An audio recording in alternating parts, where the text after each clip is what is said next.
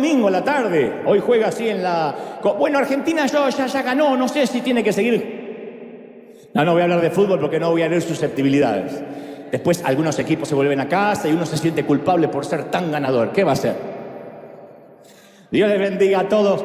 Fuera de toda broma, gracias por estar, por conectarse. A todo el mundo que nos está viendo y nos está recibiendo ahora por streaming. Los que tenemos la dicha y la providencia de viajar, es impresionante como uno a donde va.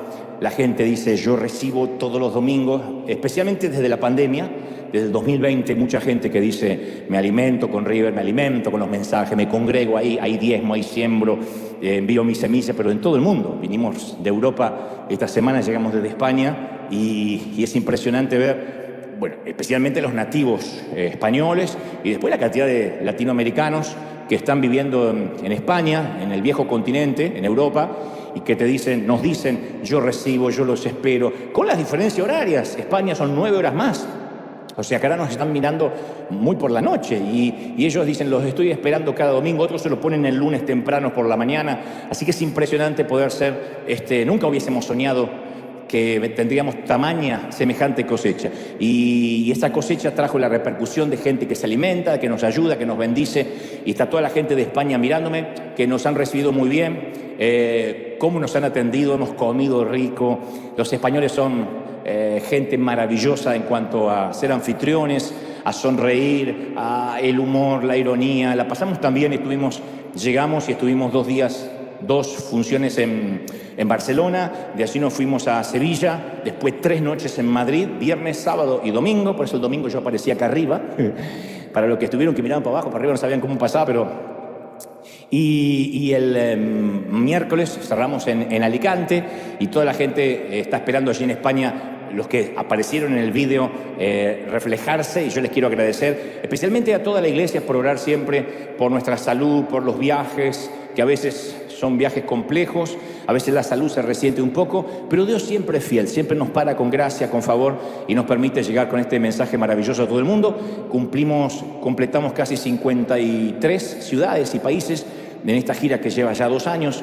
Creo que nos queda Panamá y algunas ciudades de México y ya por este año terminamos, pero esto ocurría en España. Tras esto, ya te voy a transmitir lo que creo Dios me dijo que te diga, pero unos minutitos, un resumen que siempre vale más que 1000 palabras de lo que ocurría en ese querido país donde los españoles nos recibieron tan bien. Ahí va.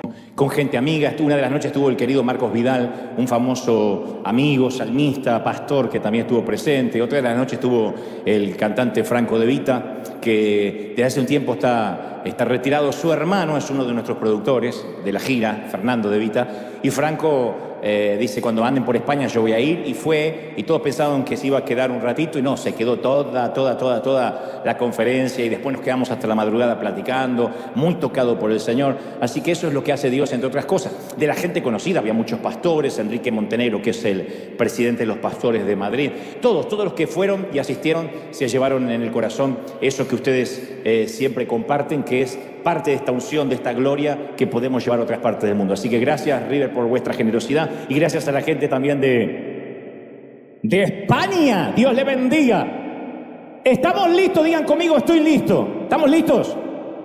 Muy bien. Muchas gracias. Desde que la providencia de Dios me ha prestado vuestros oídos, algo que agradezco profundamente siempre y nunca sé hasta dónde y cuándo va a durar, pero que Dios te preste los oídos de las personas es un privilegio y una tamaña responsabilidad. Yo he tratado, entre otras cosas, de que juntos logremos ver a Jesús con ojos nuevos. O sea, redescubrir a Jesús, no inventar un nuevo Dios, sino ir a las bases, que es como nacen los avivamientos, las reformas, volver a la senda antigua. Y dicho de otro modo, que veamos a Dios libres de cualquier filtro religioso, o libre de cientos, a veces, de sistemas de creencias fosilizadas que están en nosotros y que suelen estar plagadas de prejuicios. A veces uno tiende a ver a Dios con un filtro religioso que heredó, y algunos lo ven como un Dios castigador, como un policía cósmico esperando ponernos una multa, un ticket. Otros lo ven como alguien inocuo, que uno puede estar bien o mal y a Dios no le interesa. Cada uno tiene una manera de ver a Dios, y mi tarea, entre otras, ha sido liberar la cautividad mental Y entre la cautividad es ese filtro que no nos deja ver a Dios como es. Un ejemplo de esto, que yo suelo repetir mucho, es que durante muchos años, por ejemplo, hasta hemos creído, dicho sea de paso por el video que acaba de pasar, que Jesús hablaba y habla con acento catalán, como el nativo de un país vasco, ¿no? O como si hubiese nacido en Andorra o en la vieja Cataluña. Creemos que si Jesús hablara hoy diría, pues vosotros sois la sal, os lo digo para que os regocijéis y os alegréis. ¿Me habéis oído, tíos? Vais a flipar con esta bienaventuranza que está de la hostia. Entonces, pensamos que el Señor habla así. Y yo siempre aclaro, eso fue una traducción, el Jesús que uno tiende a imaginarse que habla ese español de Cervantes, es porque fue una traducción de la Biblia de un monje español llamado Casiodoro de Reina, que en 1569 tradujo algo llamado la Biblia del Oso, y en 1602 Cipriano de Valera le hizo la primera revisión. Entonces de ahí viene los que dicen yo tengo la Biblia Reina Valera, pero son traducciones. A mí me causa hasta cierta ternura cuando alguien dice yo no leo otra traducción que no sea la verdadera Reina Valera. La verdadera Reina Valera no es que le da la validez de que así hablaba Jesús, de que cada palabra es correcta, es una traducción. Las versiones originales de la Reina Valera incluía salud, mi hijo. Cuando se vaya, no se olvide llevarse el pulmón. Le cuento a la gente del mundo que acaba de recién de depositar en la urna un pulmón a alguien porque dijo, no tengo ofrenda y es todo lo que doy. La antigua Reina Valera incluía libros apócrifos como Tobías, Judith, Eclesiástico, el libro de Baruch, Macabeo. Eso estaba en la Biblia anteriormente. En la primera traducción de Reina Valera, que recién en 1862 fueron retirados por otro anglicano español de Córdoba, España, Lorenzo Pedrosa. Todo este dato es para decir que durante los 1000 años de su composición, casi todo el Antiguo Testamento fue escrito en hebreo, no en ese español que uno lo lee actualmente. Y el Nuevo Testamento fue escrito en griego. Y el lenguaje que utilizaba el Señor para hablar ni era ni el hebreo ni el griego, era el arameo, que era la lengua vernácula del Nuevo Testamento. Y muchos que desconocemos esto, copiamos torpemente los modismos del español antiguo porque decimos, así hablaba el Señor. Hasta las profecías en mi iglesia se entregaban en el español de Cervantes.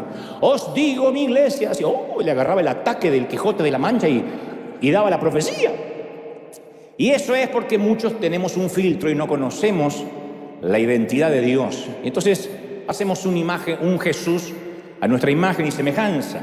Afortunadamente Dios no hace de su identidad un secreto cósmico a develar, un acertijo enigmático, esotérico. No, Dios muestra su naturaleza en el libro llamado la Biblia. Y cuando leemos este libro, no para copiar viejas frases españolas, sino para que nos revele su identidad a través del Espíritu Santo, es cuando experimentamos una revolución en nuestra vida diaria. Como lo definió un famoso teólogo, él dijo, la Biblia es un libro que primordialmente revela el carácter de Dios. Si uno quiere saber cómo es Dios, tiene que leer las Escrituras.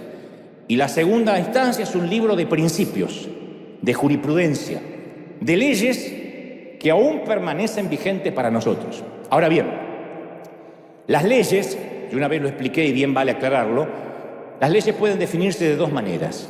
Las leyes gubernamentales, que son mandatos ejecutados por las autoridades judiciales de la tierra, que si los quebrantamos tenemos consecuencias. Esas son las leyes gubernamentales.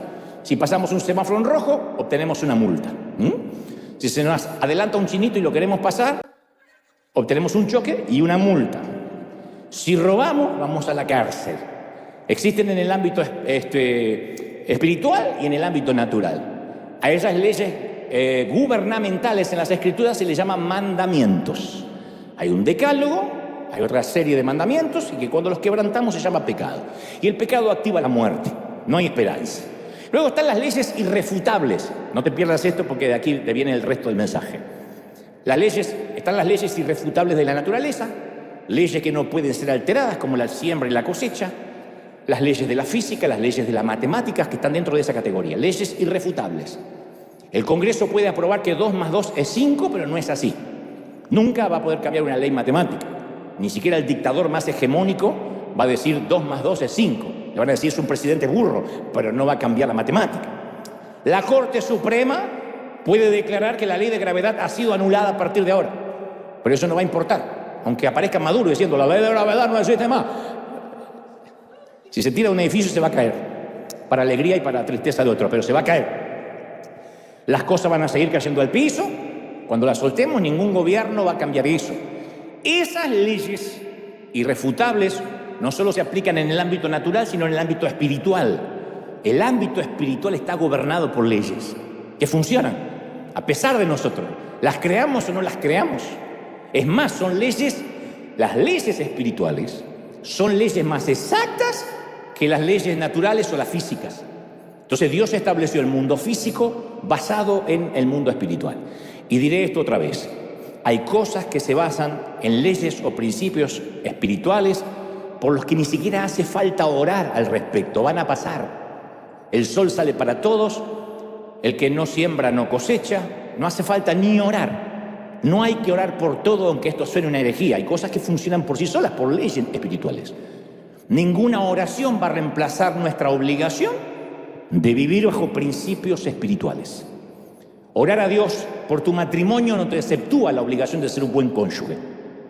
Por más que ores por el matrimonio, si eres un pésimo cónyuge, la oración no va a hacer nada, porque estás rompiendo un principio. Orar a Dios por tu familia no te libera la obligación de ser un buen padre o una buena madre. Si eres un mal padre o una buena madre, por más que le reprenda los demonios al niño cuando duerme, no se va a resolver nada. Hay gente que unge los dinteles de la puerta y le da 7 vueltas a la casa, pero es una pésima madre. Ungida, pero pésima. Orar a Dios por tus padres no te quita la regla de tener que honrarlos. Orar a Dios por nuestras finanzas no evita que tengamos que ser dadores y ofrendar. Orar a Dios para que desaparezca la deuda. Esos testimonios de estoy orando para que el banco que tiene mi deuda se queme esta mañana, no nos salva del principio que no le debas a nadie nada. Son leyes. Orar a Dios por una buena cosecha no nos libra de la obligación de sembrar primero. Yo conozco mucha gente que confiesa, decreta, declara, pero nunca sembró. ¿Y de dónde Dios va a sacar una cosecha si nunca sembró? No es por decirlo, es por hacer. Entonces, en esta línea de pensamiento hay un principio o una ley espiritual de la cual se habla muy poco, pero que en mi caso me ha tocado vivirla muchas veces en carne propia, y por no conocerla de antemano la sufrí. Hubiese dado lo que sea porque un predicador, aunque sea torpemente, me hubiese dado algunas pautas como yo te voy a tratar de dar hoy. Yo lo sufrí en carne propia porque es un principio que yo desconocía. Hasta tanto ingresar al ministerio yo no sabía cómo funcionaba esta ley espiritual. La ley espiritual a la que podríamos llamar el anatema escondido, en palabras más simples, la maldición oculta, en palabras más sencillas, el campamento envenenado. Es algo que yo desconocía de verdad. No sabía el poder que tiene un campamento envenenado para detener una vida, para detener un ministerio. Y son leyes que funcionan. Oremos o no oremos, reprendamos o no reprendamos. Si ya tengo tu atención, quiero que para que comprendamos, este singular principio, tenemos que recorrer un poquito juntos cierta parte de la historia bíblica. El último versículo del capítulo 6 de Josué, el último versículo del capítulo 6 del libro de Josué, termina con una frase épica que resume la vida de Josué hasta el momento, hasta esa fecha, y también resume la proeza militar del ejército de Israel. Uno va al capítulo 6 del libro de Josué, va hasta el último versículo, que es el 26, y entonces, que es el 17, y entonces cuando llega al versículo 17 del capítulo 6 va a descubrir que dice, y estaba pues Jehová con Josué, y su nombre se divulgó por toda la tierra. Tan solo con ese versículo uno puede imaginarse cómo era la vida de Josué. Para los que no saben, fue él quien heredó el manto de Moisés, quien estuvo a cargo de la conquista de Jericó, el segundo a bordo de Moisés y quien luego toma la posta, la antorcha. Dios dice, Dios estaba con él, Dios estaba con Josué y tenía el favor de los hombres. Su fama se extendió por todo el mundo conocido de la época. Josué y su ejército habían arrasado con los enemigos. Los hebreos que seguían a Josué estaban envalentonados porque donde iban tenían victoria.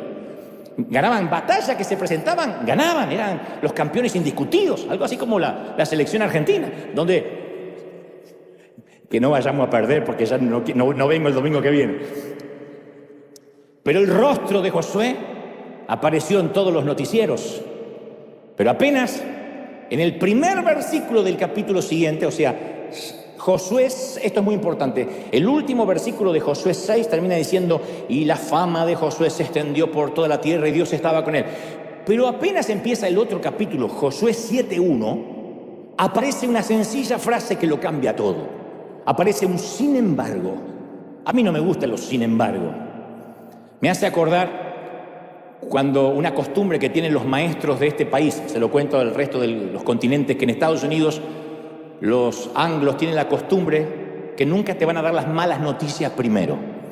Y entonces cuando te llaman para hablar de tu hijo en la escuela van a decir, oh, Timothy, es una alegría para nosotros. Oh, él ilumina este colegio. Y tú dices, ¿me llamaron por eso? No, te llamaron para lo que te van a decir después del sin embargo. Timothy es una alegría y lo amamos demasiado. Sin embargo, lo vamos a dejar ir. ¿Qué significa? Está expulsado, pero lo amamos. Los hispanos siempre damos la mala noticia primero. Los anglos te dan la buena noticia. Si te llaman un viernes promediando las 5 de la tarde y el jefe te dice, te llamé porque realmente estamos felices con tu trabajo. No te apures en sonreír porque lo siguiente es, no vengas el lunes. Creo que estás para otra cosa. Te vamos a dejar volar. No, yo no quiero volar. Vuela. pero, ¿por qué? Security, please. A mí no me gustan los sin embargo. Sin embargo, en el capítulo 7, el versículo 1, aparece un sin embargo en la vida de Josué.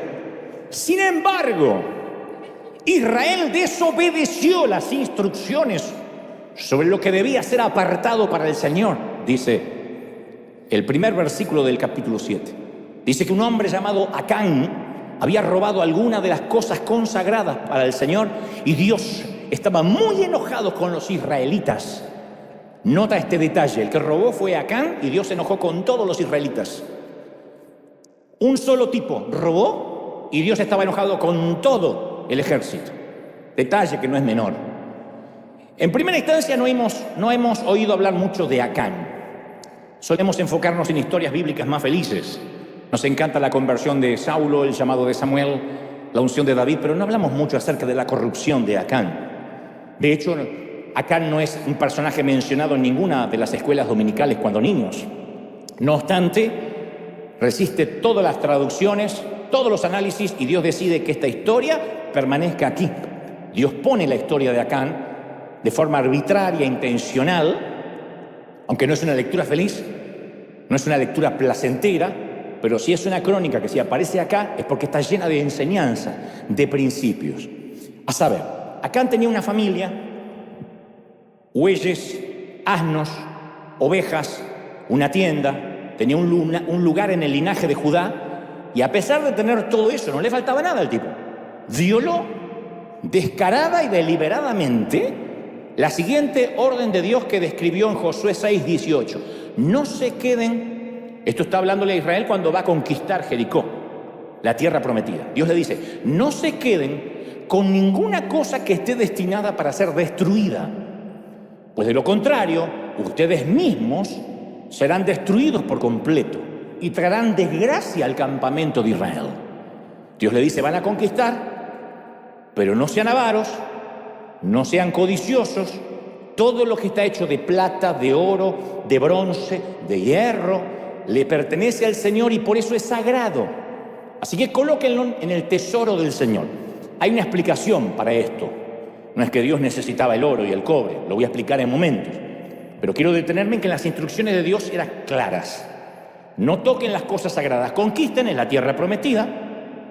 Va a haber una tierra donde fluye leche, donde fluye miel, donde va a haber ganado, van a poder tener todo tipo de la bendición que la tierra le produzca, pero no tomen nada que le haya pertenecido a los antiguos habitantes. No se hagan collares con el oro, no se hagan medallas con el bronce, nada de pequeños recuerdos, nada de billutería, nada de souvenirs, nada de joyas de Jericó. No quiero ver ninguna enjollada, porque por ahí había una colombiana que decía, yo me voy a enjollar. No. Todas les gusta enjollarse, pero las colombianas y las venezolanas generalmente les encanta ponerse muchas joyas. Las argentinas también. Dios tenía muchas esperanzas para este pueblo hebreo. De manera que a través de ellos, Dios sabía que se iban a través de ellos a escribir las Escrituras. A través de Israel vendrían los profetas. A través de Israel descendería el Mesías. Entonces Dios necesitaba que este pueblo confiara en Él y solo en Él. Nadie más. Dios no quería que se apoyaran en sus propias fuerzas, ni en sus propios recursos, ni en sus propios ahorros. Ya desde el desierto les venía enseñando que el maná descendía por día. No podían ni siquiera acumular para el día siguiente, ni frizar maná, ni tener maná duro porque se agusanaba. Dios quería que ellos vivieran en cápsulas de 24 horas, como hasta el día de hoy. Basta el día con su afán. El pan nuestro de cada día, dánoslos hoy. ¿Qué oración nos hubiese gustado que Dios dijera? O que el Señor enseñara: el pan anual, dánoslos en enero para que nos aguante hasta diciembre, para no tener que orar durante 12 meses. Dios dice: no, lo que tú quieres es no tener que venir aquí todos los días. Entonces la providencia es diaria. La salud se nos brinda por día. Este es el día que ha hecho el Señor, nos alegraremos y nos gozaremos en Él. No habla de este es el mes, este es el semestre, este es el día, un día a la vez. Vivimos un día a la vez. Y un día a la vez Dios cuidaba de su pueblo. Aún en el desierto nunca le faltó nada. Tal vez se cansaron de comer maná, pero no pasaron hambre. Comían, tenían todos los nutrientes, el maná, que era una suerte de antepasado de la pupusa. Pero esto me reivindico, Dios no podía hacer caer asado argentino porque se iban a mal acostumbrar a lo bueno. Así que Él no solo le dio buen alimento, sino que les dio buena salud. En una ocasión Moisés les recordó en Deuteronomio 8:4 y les dijo: durante estos 40 años, oigan, 40 años, no se les gastó la ropa que llevaban puesta. ¿Qué ropa dura 40 años? Aparte del pantalón de la esperanza que algunas mujeres guardan en el closet para volverse a poner algún día cuando se obliguen a adelgazar. ¿Qué ropa dura 40 años? No se les gastaron las sandalias, que es calzado, dura 4 décadas. Ni se le hincharon los pies, de verdad. Caminando 4 décadas no se hincharon los pies. En otras palabras, jamás nadie de Israel en esos 40 años dijo: no aguanto más los pies de tanto caminar, tengo que remojar los pies en sal de higuera porque no aguanto más. Tampoco nadie dijo: mi túnica es la 9ª vez que se rasga, o estas sandalias no dan para más, las tengo hace 40 años. Pero qué olor a pata, viejo, y hace 40 años que camino. No le salió una ampolla, no le salió un juanete. En Israel no había, de verdad, no había podiatras, no había sastres, no había zapateros, en Israel no hacían falta. Dios los cuidó como un padre cuida a sus hijos. 40 años. Nunca necesitaron un plan B, un plan de retiro, un plan de ahorro, sistema de jubilación, seguros médicos. Y ahora que estaban conquistando Israel, Dios sabía lo que pasaría si los soldados recogían tesoros. No les pasa a todos, pero caramba, ¿a cuántos hispanos hemos conocido que servían al Señor con devoción en sus propios países y de pronto cambiaron eso por el sueño americano? Y después el crédito pasó a ser más importante que buscar a Dios. Y después comprarse la casa pasó a ser lo primordial antes de llenar su vida con el Espíritu. ¿Cuánta gente que no faltaba ningún servicio, aunque eran 3, 4 a la semana en nuestros países, tomando 2 o 3 buses, camiones o colectivos, como le decimos en Argentina, para llegar? Después, en Estados Unidos no venían los domingos porque caían 2 gotas de agua para que no se le moje el auto. ¿Cómo es que alguien puede tener la memoria tan frágil? Porque así somos, así de torpes. Y Dios sabía que si ellos recogían tesoros, dejarían de confiar en Él y comenzarían a confiar en las cosas, en el crédito, en lo que pudieran juntar. Eran beduinos, nómadas. La mayoría de ellos habían sido concebidos y habían nacido en el desierto. Sabían que tenían que depender de Dios todos los días. Y Dios conocía que el oro los podía deslumbrar, que los brazaletes y los anillos les harían perder la cabeza. Los hebreos no estaban listos para un botín como ese. Yo soy de los que sostienen de que no toda la gente está preparada para ser bendecida. Uno diría: ¿y quién no necesita más dinero? Hay gente que no está preparada para un botín. A veces Dios nos ama tanto que hay bendiciones que no nos da porque sabe que nos pierde. Hay gente que no está capacitada para manejar una red de peces llena. Entonces Dios le tiene que dar lo necesario. Sabe que le alarga más, nos alarga más la cuerda y nos pierde. Los que somos padres sabemos de eso. Hay hijos que entienden con un susurro, hay otros que entienden con el rigor, hay otros que entienden con la amenaza de muerte. Y Dios, que conoce nuestro temperamento, nuestra estructura emocional, hay bendiciones que no nos va a dar o todavía no estamos listos para recibirla. Hay gente que apenas recibe un estatus diferente migratorio, la iglesia deja de ser prioridad. Hay gente que cuando recibe más dinero del que tiene, empieza a sostener un elefante blanco en deudas y ya no tiene la misma necesidad de buscar al Señor. No digo que pasen todos, siempre hay excepciones a la regla. Pero Dios conocía a este pueblo y dijo, no, el oro los va a hacer perder. Pero había un tal Acán que lo arruinó absolutamente todo y hundió a todo el resto en una humillante derrota. Pero antes te cuento cómo fue el orden de los acontecimientos, por qué Acán hundió a todos. Como te dije, el ejército hebreo venía de ganar todas las batallas, absolutamente todas, hasta que finalmente llegan a unas pocas millas de un campamento enemigo llamado Ai. No Ai como la onomatopeya de la queja, A-Y, sino H-A y latina, Ai. Josué, tal como venían haciendo con otros asentamientos militares, ordena a sus oficiales que ataquen de inmediato. Mira el mapa y dice, Ai es un pequeño asentamiento militar, hay que liquidarlo. Vamos rumbo a Jericó y hay que terminar con esto. Asumió que como toda esa aldea tenía un promedio de 12.000 habitantes, iban a ser pan comido. Josué tenía esa cantidad de hombres promedio, 12.000 soldados en su ronda nocturna. Los que quedaban haciendo guardia eran 12.000. Así que vencer a un ejército de 12.000, pan comido. De modo que envió un batallón reducido, 3.000 soldados. Agarró a los suplentes y dijo, no, nosotros vamos a descansar y vayan estos 3.000. Los titulares se quedan a descansar y mandó a los suplentes, casi como cuando Brasil va a la Copa América que pone a los suplentes y gana. Pero a Josué le esperaba una amarga sorpresa, porque el pueblo pequeño de Ai los liquidó de un solo mordisco. Josué 7:4 lo relata así, dice, los hombres de Ai persiguieron a los israelitas desde la puerta de la ciudad hasta las canteras y mataron a 36 israelitas que iban en retirada para la ladera. Y los israelitas quedaron paralizados de miedo y ante esto la valentía se les desvaneció. La división de Josué regresaron a casa desalentados, desgreñados, lamiendo sus propias heridas. ¡Los liquidaron!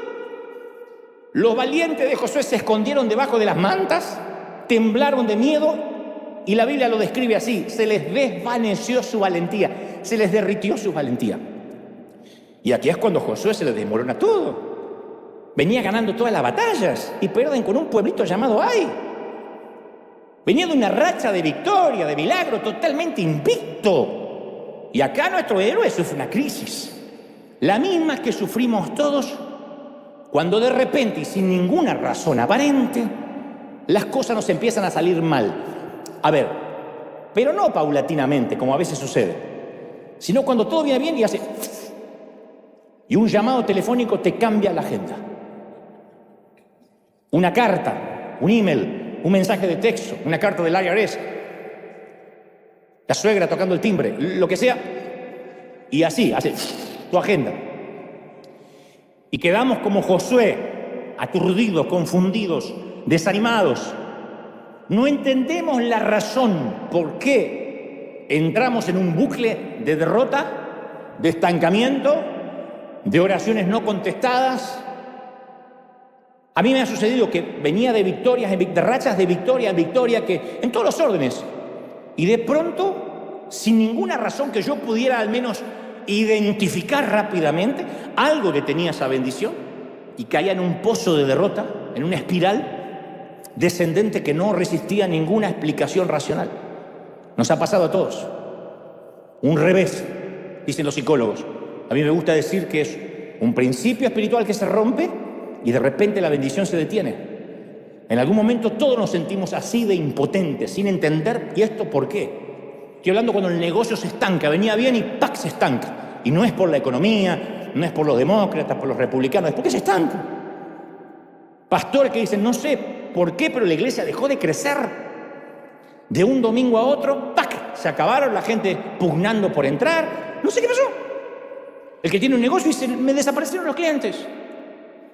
El que estaba bien de salud dice, la salud se me quebró una vez y se me quebró otra vez y ahora parece que entré en un bucle de enfermedad que no puedo salir.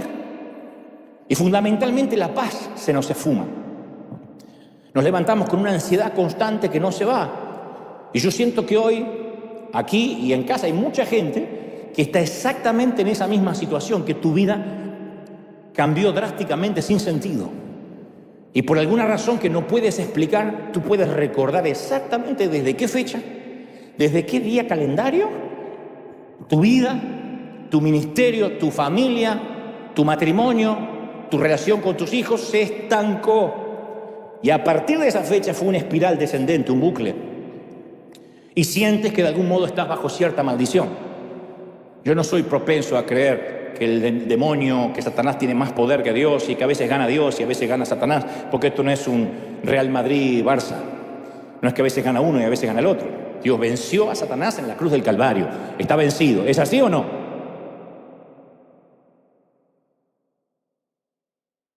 Pero hay principios que uno rompe que no tienen nada que ver directamente Dios ni directamente el diablo. Yo dejo de sembrar, soy un egoísta, empiezo a ganar más dinero y dejo de diezmar, dejo de ofrendar. Mi bendición se va a estancar. Y por más que yo reprenda, diga Satanás se levantó, el diablo está enojado, yo no tengo nada que ver, que me echa la culpa a mí. Yo estoy ocupado allá con Putin y con... ¿Qué me echa la culpa a mí? No, pero Satanás, no, déjate de sembrar, es tu problema. Es como aquel que se va a la finca y maldice la tierra porque no nace nada y el hijo dice, pero papá, ¿sembraste algo? No, ¿y cómo va a salir? Entonces hay cosas que intrínsecamente no tienen nada que ver con Dios o con el diablo. Tiene que ver con un principio que se rompe y eso estanca la bendición. Funciona solo. Funciona solo. Por eso dice la introducción del principio que hay cosas que funcionan solas. Josué no entiende esta clase de derrota repentina. La Biblia narra que rasga sus vestiduras, que era una señal de humillación, y postra su rostro en tierra. Se deshacen lágrimas. Podemos leer toda la historia en el capítulo 6 y 7 de Josué, pero para no hacer larga la historia, se deshacen lágrimas, clama, reclama, piensa a priori que Dios lo abandonó, que le tendió una emboscada, y entonces Dios habla.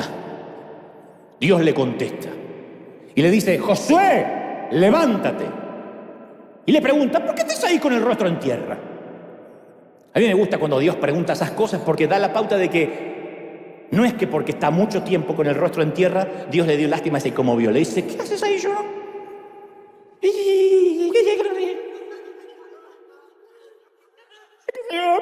haces con el rostro en tierra? No le dice, qué bueno, que te humillaste. Ese no era el propósito de Dios. Cuando la bendición a veces se detiene en nuestra vida, el propósito no suele ser, ay, es que Dios me está llamando que ayune. A veces no es que Dios quiere que ayunes más. Algunos se meten a ayunar para que el negocio prospere y dicen, ¿qué haces? Aguantándote la gana de comer. Comete una torta de jamón, chavo. Cométela. Y haz lo que tenés que hacer. Pero a veces entendemos que Dios nos llama a orar necesariamente. Y no, necesariamente, no siempre. Dios le dice a Josué, ¿por qué estás con el rostro en tierra, cabezón? Israel ha pecado, ha roto mi pacto. Puedes quedarte 3 meses llorando y no va a pasar nada. Robaron lo que les ordené que apartaran para mí. ¿Capisci? Le salió la tanada a Dios. Y no solo robaron, sino que además mintieron y escondieron esos objetos robados entre sus pertenencias. Por esa razón tu ejército huye derrotado de los enemigos. Fíjate el efecto colateral de un tipo. Todo el ejército perdió la batalla, 36 hombres perdieron la vida en la retirada. El general, el comandante Josué llorando por un tipo corrupto. No era que el pueblo de Ai era un ejército formidable, sino que el campamento hebreo estaba envenenado.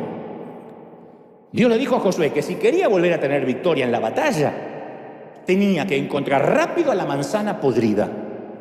O encuentras a la manzana podrida, o las victorias en la batalla va a ser un simple recuerdo. Y este es el principio del cual te dije que se habla muy poco, pero que es vigente. Si está en las Escrituras, los principios siempre funcionan. El anatema, la maldición hace que todo el campamento esté bajo la misma maldición. Es un principio duro de comprender, yo sé, porque nunca pensamos que una sola persona en desobediencia puede afectar, por ejemplo, a todo un ejército.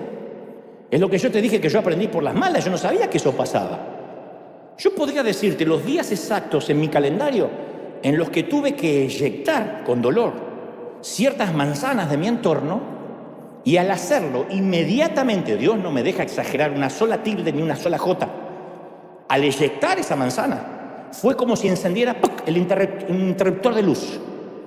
La iglesia comenzó a crecer explosivamente, logramos comprar algo que no podíamos comprar, se liberó algo que estaba trabado por años. Y yo decía, no era cuestión de orar más, no era cuestión de reprender, era cuestión de tomar una decisión de confrontar algo que estaba en desobediencia. Yo recuerdo cuando hace años no podíamos comprar este edificio. Y nos dijeron, no era que estábamos luchando, no, este edificio se va a demoler, el Arena se iba a demoler, aquí querían hacer un shopping, un mall. La ciudad dijo, no está en venta, esto se demuele. Y recuerdo estacionar aquí enfrente, quedarme en el auto y orar con lágrimas diciendo, Señor, yo no entiendo por qué teniendo este maravilloso Arena, permite que lo demuelan. Y nosotros andamos dando vuelta de hotel en hotel, porque para los que no saben la historia, estuvimos 3 años sin casa. Yendo al Hilton, al Marriott, al Ossifer, a las plazas. Y yo le decía, Señor, no puedo entender, ¿por qué no nos das esta casa? Ahí está. No, yo sé que no tenemos historia crediticia, no tenemos dinero ahorrado, pero yo confío en un Dios que no está sujeto a una planilla Excel, a un Dios que no está sujeto a presupuesto, a un Dios que es más grande. ¿Alguien lo cree, sí o no? Y Dios diciéndome, no lo voy a hacer hasta tanto quites del riñón de tu equipo a quienes están saboteando la visión. El campamento está envenenado y no puedo bendecirte.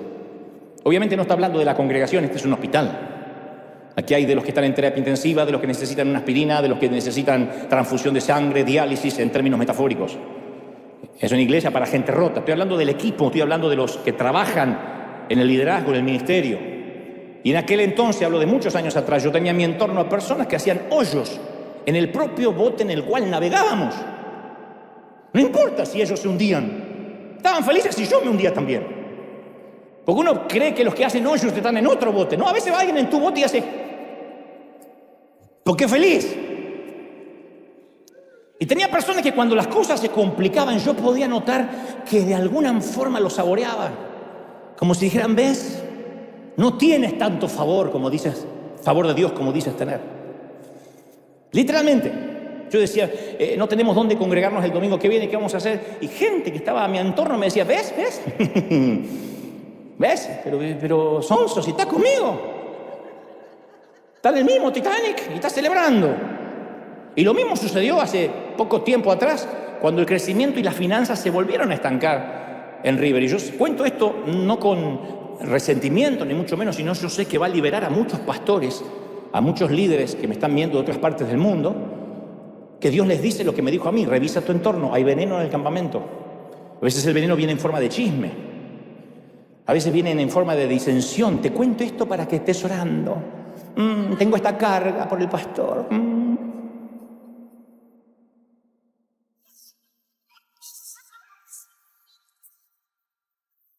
Ay, cuéntame, cuentas. Y siempre, espero que no aplaudan porque reconozcan el ruidito. Y siempre que tengamos una visión, habrá gente que se pegue a nosotros. Cuando tienes un sueño, una visión, habrá gente que se te pegue. Yo he aprendido, ya con más dolor, que la vida espiritual es como el juego de ajedrez. En el ajedrez no se habla, nunca. Jamás un jugador anticipa la próxima jugada, nunca. Porque estás anticipando lo que vas a hacer y el otro te va a ganar. Si han visto partidas de ajedrez, ambos están en silencio. La única vez que se habla es para decir jaque mate. Entonces, a veces yo aprendí con dolor que hay que comprar en silencio, ahorrar en silencio, comprar en silencio y luego inaugurar la casa públicamente, cuando ya no hay vuelta atrás. Y esto va para todos. Tienes que enamorarte en silencio, ponerte de novio en silencio y hacer una gran celebración de bodas para que todos se enteren de que ya decidiste. Yo aprendí a hacer las cosas en silencio y cuando hablo es porque digo, jaque mate. No cuentes tus sueños. No reveles tus sueños. Porque cuando cuentas lo que vas a hacer, van a odiar tu túnica de colores y te van a arrojar en una cisterna y te van a vender como esclavo. La mayoría de las del dolor que yo he pasado fue por contar, porque yo siempre fui muy jetón. Por hablar, Dios me dijo, Dios me va a dar un estadio, Dios me va a dar... Entonces los celos vinieron, las envidias. Yo tenía que haber dicho, jaque mate, punto. Porque uno cree que todos se van a alegrar con nosotros y no todos ríen con los que ríen. La gente está más dispuesta a llorar con los que lloran que reír con los que ríen. Entonces siempre que tengamos una visión, un sueño, habrá gente que se pegue a nosotros, no porque nos aman, ni siquiera porque aman la visión, sino porque aman la bendición que viene con esa unción. Siempre va a pasar eso. Envidian eso que Dios te dio. Y cuando en un negocio, cuando en un liderazgo, en una iglesia en este caso, hay alguien con una agenda oculta, termina pudriendo todo el cajón. Un solo Jonás a bordo, fuera de la voluntad de Dios, por más buenas intenciones que tenga, va a terminar hundiendo todo el barco, con todos los tripulantes arriba, a menos que sea echado al océano. Qué gana de decirle, dígale que está a su lado, alguien va a ser echado a los tiburones. Pero yo no soy de ese tipo de predicador, no me gusta que hacer repetir nada. Pero qué gana. Pero como te digo siempre, hay mucha gente que está cerca de la cruz y lejos de Cristo. Hay gente que está cerca nuestro, no porque nos ama, sino porque ama lo que representamos. Hay gente que está contigo porque ama lo que representas. Ama lo que tienes. No está mal. Hay gente que se va a pegar porque les conviene. La vida es una negociación. El Señor dijo, negociad entre tanto que vengo. Todo es una negociación. Una amistad es una negociación. No hay dinero involucrado, pero tú brindas una amistad y quieres que haya reciprocidad. Una pareja es una negociación. Los padres negocian con los hijos negocian con los padres. Tu hijo te ama, sí, pero también necesita algo de su padre. Si su padre, los padres necesitamos algo de sus hijos, de nuestros hijos. Afecto, recibimiento, cariño. Nadie se sienta en una mesa simplemente porque sí. Algo está en negociación. Puede ser la amistad, puede ser el cariño o dinero, pero algo se está negociando. Y eso no está mal. El tema es cuando hay gente que no logra amarnos, sino que ama lo que representamos. Y como Giesi, aquel siervo de Eliseo, están con nosotros por lo que pueden conseguir por la unción. Dinero, contacto, fama, prestigio, no sé, seguidores. A veces la codicia y el orgullo pueden más que querer sentarse a los pies de alguien para aprender. Hay gente que ha estado al lado de hombres como Billy Graham, Reinhard Bonnke, no sé, Kathryn Kuhlman, y no han aprendido nada. Te dice, ¿de verdad? No, porque tenían otra agenda. Querían ver qué podían sacar. Y uno dice, yo hubiese tenido ese privilegio, hubiese estado horas sentado hablando, aprendiendo, y cómo pastor haría con esto, y cómo enfrenta las críticas. Y sin embargo hay gente que está al lado y pasan como ciegos. Porque los celos es cuando alguien quiere lo que el otro tiene. Y hasta cierto punto el celo es, no lo justifico, pero hasta cierto punto es más entendible.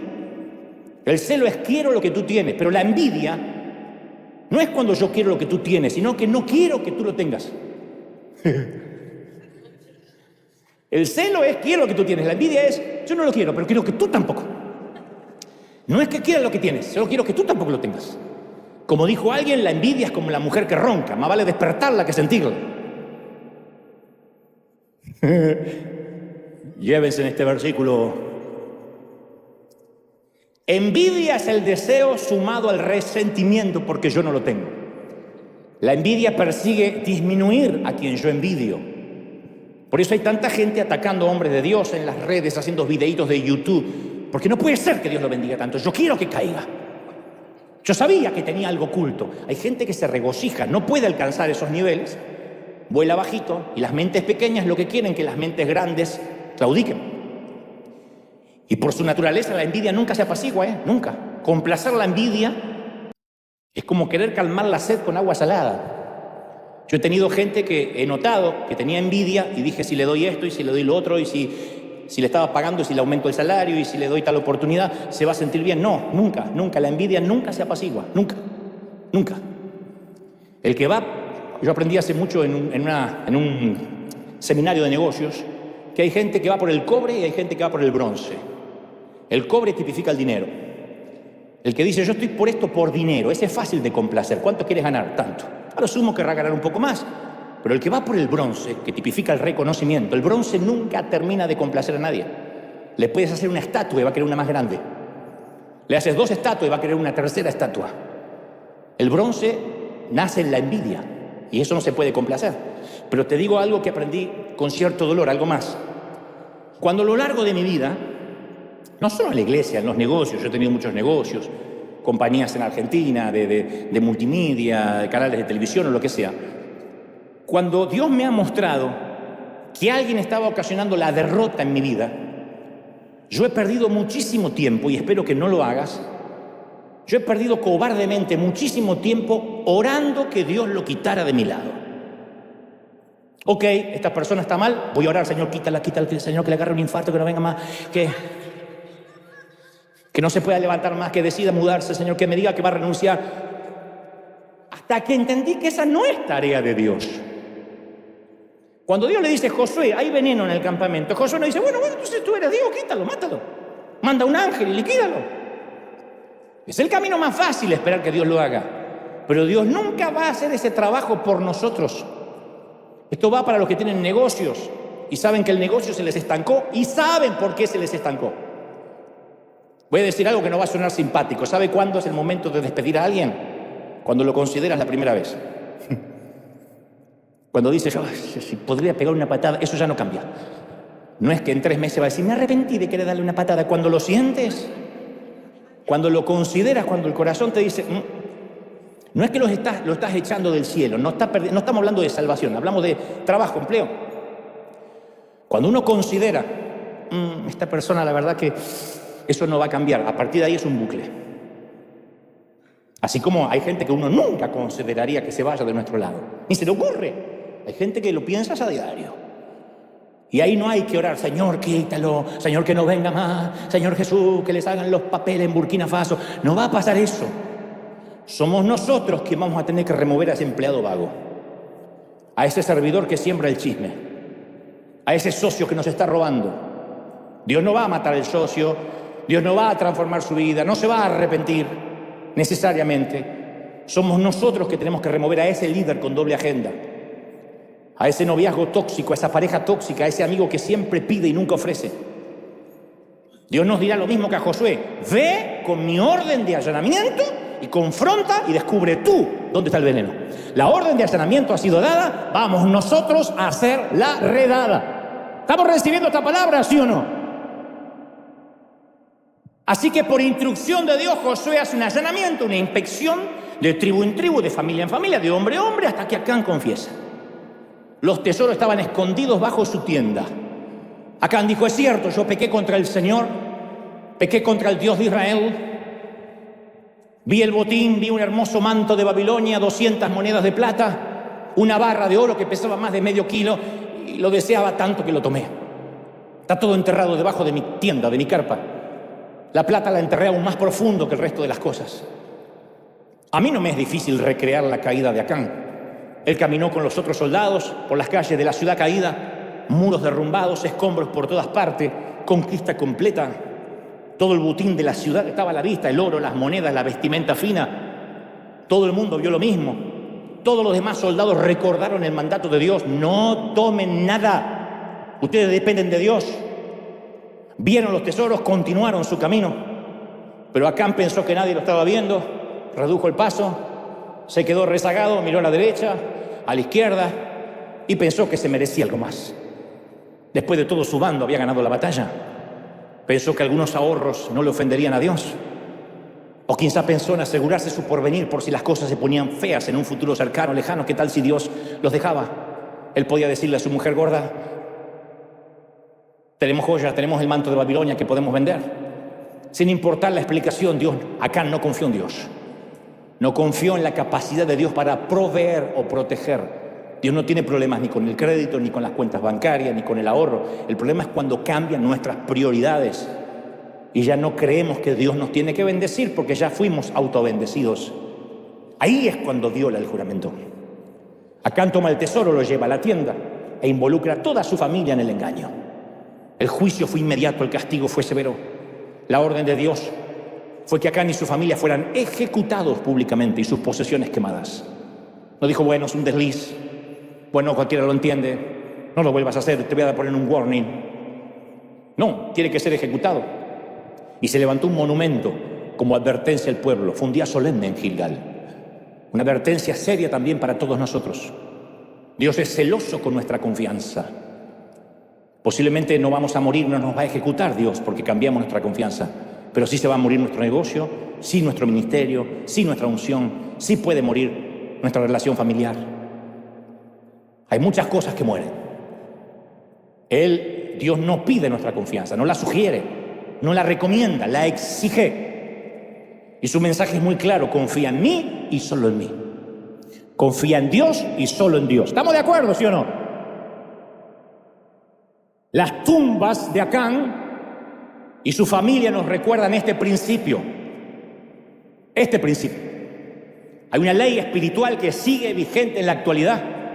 Si viviste una derrota repentina que no admite explicación ni sentido común, si estás viviendo un estancamiento financiero que no te salva ni un pedido de quiebra, ni un préstamo, de cualquier índole, estancamiento que no logras entender, debes hacer urgentemente un allanamiento. Ya tienes la orden de Dios, necesitas una redada sorpresa en tu propio campamento. Lo tienes que hacer. ¿Qué revelaría una búsqueda en tus tiendas hoy? ¿Un cajón lleno de fe o un closet atestado de envidia? ¿Una alacena de esperanza o un baúl lleno de celos? Yo sé que confrontar no es lo que más nos agrada hacer. A mí no me gusta confrontar. No es mi arista de temperamento más visible. Hay tipos que sí, yo los admiro. Hay personas, mujeres y hombres, que son muy confrontadores, que confrontan todo en la vida. Y están en el mercado y si alguien se pone en la fila para 10 productos con 11, lo confronta. ¡Señora, son 11! Yo no puedo. Hay gente que sale a la vida así, con el cuchillo entre los dientes a pelear, a ver con quién me peleo. Yo no puedo. Yo me dreno más de lo que logro. Entonces he tenido que luchar mucho para ser líder. Porque siempre es mejor que sea Dios quien haga el trabajo sucio. Que sea Dios el que se ensucie las manos. Nosotros contratamos a ese empleado inútil y le pedimos a Dios que lo quite de encima. Dios dice, ¿verdad? Si Dios fue claro con Abraham, le dijo, sal de tu tierra y tu parentela. Él no te va a quitar a Lot porque se te ocurrió llevarlo de viaje. El que no entendió no importa, pregunta en casa, pero llévense la Biblia hoy, no se olviden. Si Dios te dice, ve solo y te llevas al primo, después, ay, Señor, quítame el primo. ¿Y para qué te lo llevaste? Dios nunca va a bendecir una mala construcción. Nunca. Dios no bendice malos cimientos. Y para construir, a veces hay que demoler. No nos gusta, pero para construir hay que demoler, ¿o no? Como con nosotros cuando hacemos casas nuevas, como hicimos la más reciente en Venezuela, tuvimos que demoler lo que había. No podemos construir arriba. Hay tiempo de plantar y tiempo de arrancar. A nadie le gusta el tiempo de arrancar, pero hay que arrancar. Si no, ahoga la planta. La hierba silvestre ahoga el fruto. Hebreos 12:1 dice, por tanto, despojémonos de todo peso, de todo pecado que nos asedia y corramos con paciencia la carrera que tenemos por delante. Y siempre parece que solo el apóstol habló de pecado, pero también tenemos que deshacernos del peso que estorba a nuestro desarrollo, esas libras, esos kilos que nos restringen. Tenemos que esforzarnos por eliminar aquellas cosas grasas de nuestra vida que no nos ofrecen nada que nos nutra. Por eso el negocio se detuvo, por eso tu empleo se detuvo, porque hay cosas que tenemos que quitar, arrancar nosotros. Tenemos que decir, a ver, estoy llegando al final del primer semestre, ¿qué me agota? ¿Qué me drena? ¿Qué me vampiriza? ¿Qué te carga? Yo he tenido hasta empleados que son vampiros. Yo creo que dormían en un ataúd con un crucifijo así y a la mañana venían a trabajar. Hola, ¿cómo está? Ay, pastor, le cuento un chisme. Y yo quedaba como los perritos atropellados así, sin sangre, a las 9:05 de la mañana. Entonces, como te dije una vez, a veces cuando hacemos un allanamiento, vamos a descubrir que algunos seguimos pagando hipotecas emocionales que ya tendrían que estar saldadas. Yo hablé de esto varias veces. Yo he tenido parte de mi familia en Argentina que me extorsionaba, terroristas emocionales. Faltaba que se pusieran un turbante en la cabeza y decía comunicado número 2. Solo por el hecho de que a mí me había ido bien y a ellos no. Entonces decían, tu deber es ayudarnos porque tú tienes dólares y es tu obligación. No era mi obligación porque no me estaban hablando mis hijos. Eran parientes que ni siquiera lo pedían bien. Yo tenía la obligación de enviar dinero. Entonces ese endeudamiento moral hace que tengamos ataduras con gente que se quiere llevar el mérito de lo que Dios ha hecho en nuestra vida. Todos tenemos gente que nos bendijo y los honramos, pero todos conocemos gente que a veces quiere más de lo que merece. Y cuando uno termina de pagar una hipoteca o un préstamo, el banco no tiene por qué volvernos a llamar. La deuda ha sido pagada, la obligación no existe más. Pero si no removemos eso que está enterrado debajo de nuestra tienda, no vamos a poder experimentar nuevas victorias. Y a veces decimos, no, es que yo no quiero lastimar. Y esos complejos mesiánicos de intentar ser más buenos que Dios hacen que termines crucificado. A veces con el afán de mantener todo en paz. Recuerden que el pacificador no es el que mete bajo el tapete las cosas, el que no quiere hablar, el que no quiere confrontar. El pacificador es el que a veces hace la guerra para lograr la paz, el que pone los puntos. Si tu hijo adolescente hace en su casa lo que quiere, deja un tiradero en la habitación, te falta el respeto y es un maleducado, no baja a comer, no sale de su habitación para cenar con la familia, encima que no paga renta y es un vago, y tú dices, no, es que yo no quiero perder la paz. Tú no tienes paz en tu hogar. Eso no es paz, eso es ficticio. Tú tienes una falta de confrontación y estás criando un parásito que tarde o temprano vas a poner en el mundo y le va a hacer la vida imposible a su mujer o a su marido, a quien sea. Entonces, cuando hacer la vista gorda con lo que hay debajo de nuestra tienda no resuelve el problema. Quitarlos acá de nuestra vida no significa que esas personas no van a cambiar, que se van a ir al infierno. Significa que Dios está más capacitado para tratar con ellos. A veces hay que dar un paso al costado y dejar que caminen por sí solos y tengan su propia historia con Dios. Mucha gente se encuentra con Dios cuando se los deja solos. Pero tenemos que dejar de jugar a ser Dios. Y cuando nos quitamos de encima ciertas relaciones tóxicas, hay que tener en cuenta que no van a estar felices con nosotros. No importa quiénes seamos, nadie puede agradar a todos todo el tiempo. A veces el temor a la crítica puede encarcelar nuestro sentido común. ¿Qué van a pensar? ¿Qué van a decir? Van a pensar que la plata me cambió, van a pensar que Estados Unidos me cambió, van a pensar que ahora... Es cierto que la gente no acepta bien las rupturas, pero se trata de nuestra supervivencia. Y si vamos a tener victoria en las próximas batallas, Josué, hay que provocar críticas de aquellos que vamos a dejar atrás. Si la gente está hablando bien de nosotros, pero eso significa que está robando nuestras victorias, es un cumplido demasiado costoso. Si para que hablen bien de mí yo tengo que dejar de tener victoria, no me conviene. Es un precio muy caro para caerle bien a todos. Entonces yo he aprendido este axioma valiosísimo. La gente productiva y pragmática no tenemos tiempo de pasar nuestra vida aclarando constantes malentendidos, sentimientos heridos, egos dañados. Según vamos creciendo, vamos a notar que algunas cosas requieren una refinanciación. Hay que renegociar ciertas relaciones. A ver, este empleado no está haciendo lo que le pedí que hiciera en su descripción de trabajo. Este socio trabaja 20% menos de lo que yo trabajo y se está llevando la mitad. No es justo. No, pero que somos amigos de años y no sé, somos compadres. Sigan comiendo pupusas juntos, pero no te... Y si te va muy bien asado, pero no, siga de socio. No podemos mantener botes con un solo remo.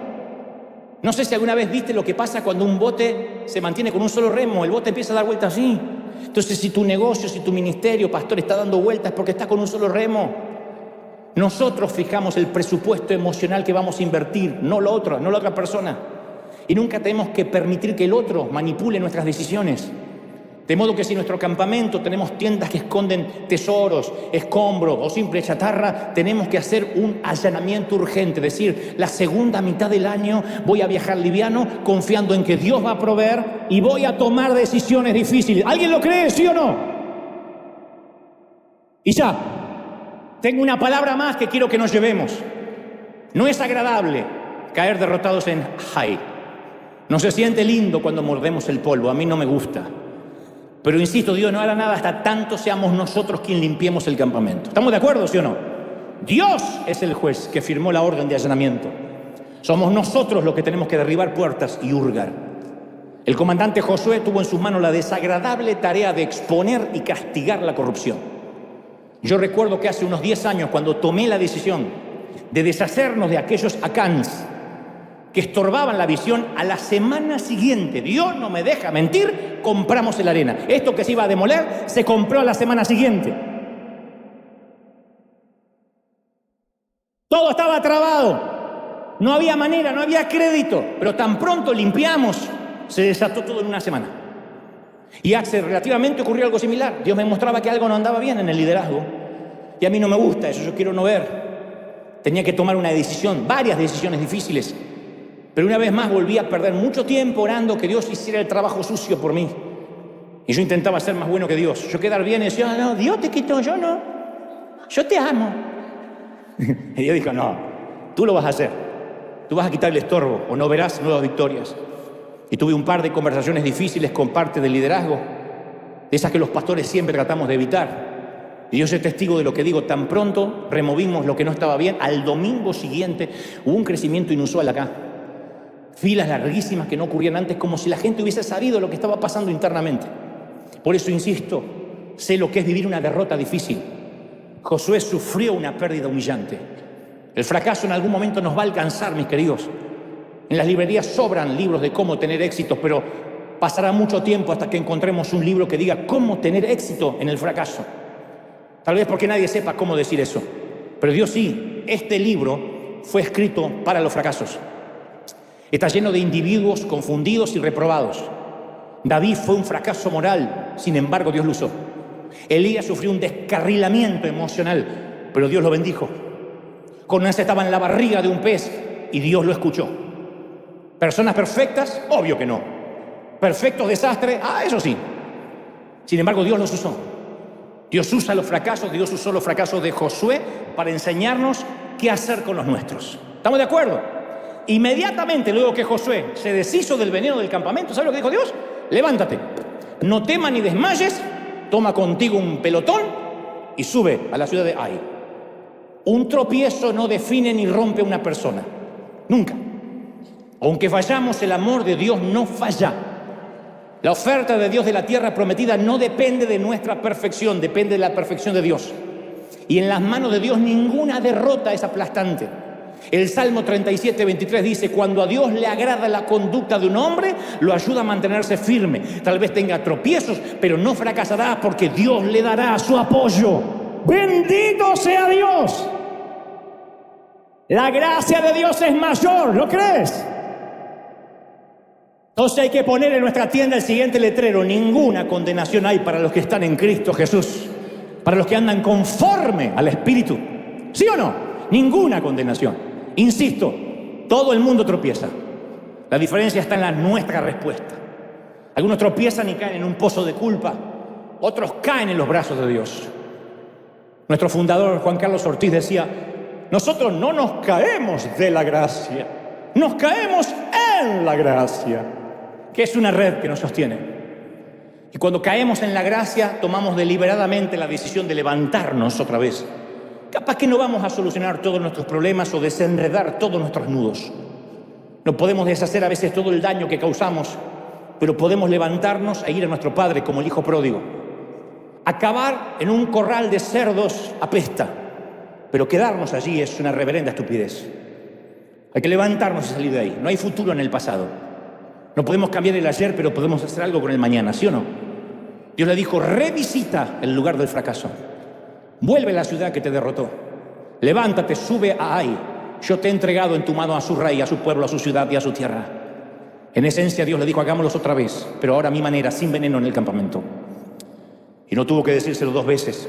Josué y sus hombres marcharon, colocó una unidad de comando detrás de la ciudad, llevó con él otra compañía de infantería.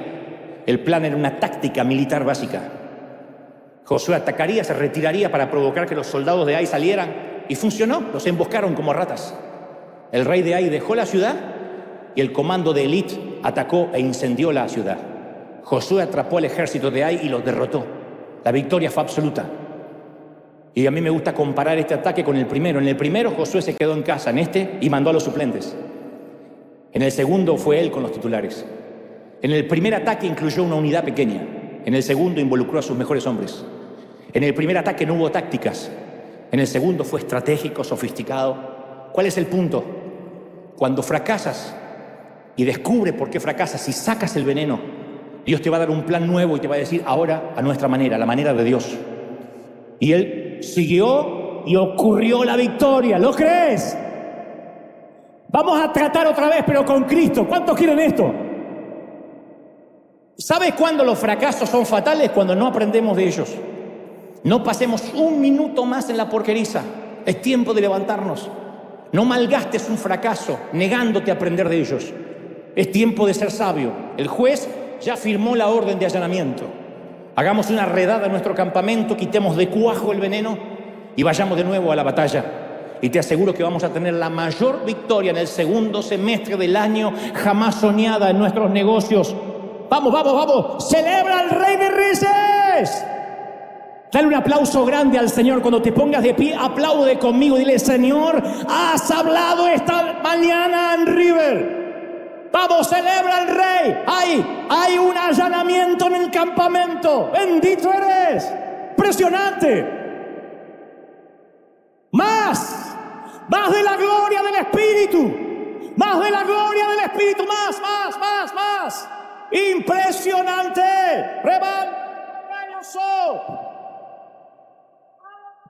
Más de la gloria del Espíritu. Levanta tus manos al cielo conmigo, vamos a orar. Los que están por primera vez y están recibiendo al Señor en su corazón aquí en casa. Lo que dice el Señor: entra en mi vida, entra en mi corazón. Vamos a orar todos. Levanta tus manos. ¡Aleluya! Clama conmigo ahora. ¡Oh, dulce Espíritu de Dios! Todos. Dios ha hablado con nosotros hoy. Y aquí en casa, en los continentes donde están recibiendo este mensaje vía streaming, yo siento que hay gente ahora que ha sido conmovida por el Espíritu Santo. Vamos, los que tengan el bautismo del Espíritu, comiencen a interceder ahora como conviene. Clamen, todo el mundo orando. Yo siento que algo se va a desatar ahora más fuerte sobre la congregación, sobre tu negocio, sobre tus cosas, sobre tu familia, porque viene el momento en que Dios te está mostrando lo que no está bien, y es tiempo, dice Dios, es tiempo de tomar decisiones intencionales, inequívocas, y remover lo que no es de Él, remover lo que no sea santo. Ha llegado el momento, dice el Señor, en que yo separo el trigo de la cizaña, pero nosotros somos responsables de la autoridad, de lo que se nos delegó, de nuestro equipo, de nuestra familia, de nuestro negocio, de nuestra empresa, de lo que tenemos. Vamos, levanta la mano y comienza a clamar. Yo sé que hay gente aquí en el mundo tomando decisión de cortar sociedades. Generalmente no se habla en esto en las congregaciones, pero a veces hay que cortar y arrancar para que pueda crecer algo nuevo. A veces hay que derribar para que se pueda edificar.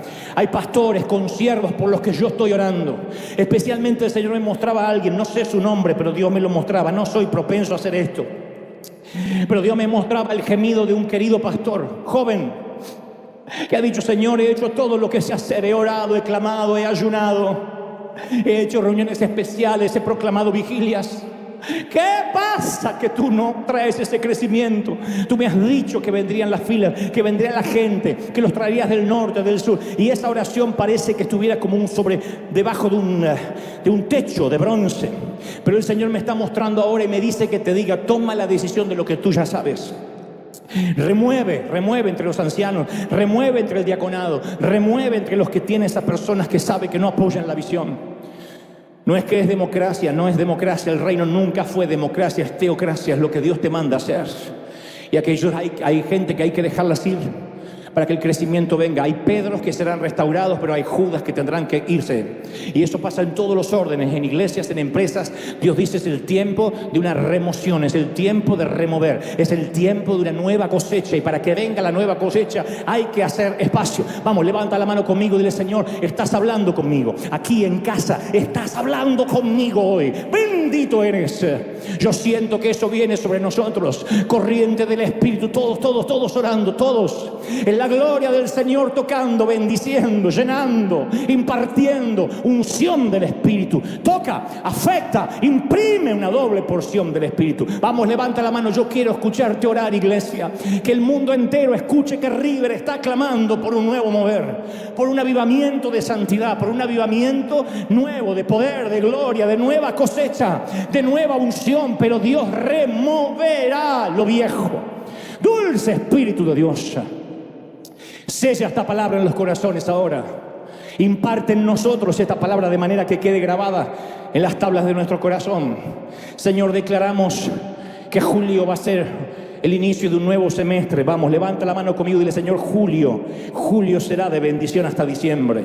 Declaramos que este segundo semestre que comienza en horas, mañana, traerá bendición y reportará crecimiento y productividad en todas las áreas. Vienen tiempos de conversaciones y decisiones difíciles, pero no temas, dice el Señor, yo estoy contigo. Tiempo de cortar y tiempo de plantar, tiempo de arrancar y tiempo de sembrar y tiempo de cosecha, dice el Señor. Padre, yo lo creo, lo declaro, lo confieso. Y desde aquí a todo el mundo llevamos esta gloria, esta unción, esta palabra. Señor, nuestro campamento ha sido desinfectado. Asepsia del Espíritu ha tocado nuestras tiendas. Señor, si te hemos enojado, si te hemos pecado, si te hemos ofendido, limpia las tiendas de nuestra vida. Vamos, dile conmigo, Señor, limpia, higieniza. Higieniza las partes más ocultas, como dijo David. Aún lo que me es oculto, límpiame, purifícame. Padre, lo creo, lo declaro. Y declaro tus hijos, tu pueblo, bendecidos en todas las áreas. Los declaro bendecidos, prósperos y fructíferos en el cuerpo, en el alma y en el espíritu. Amén. Y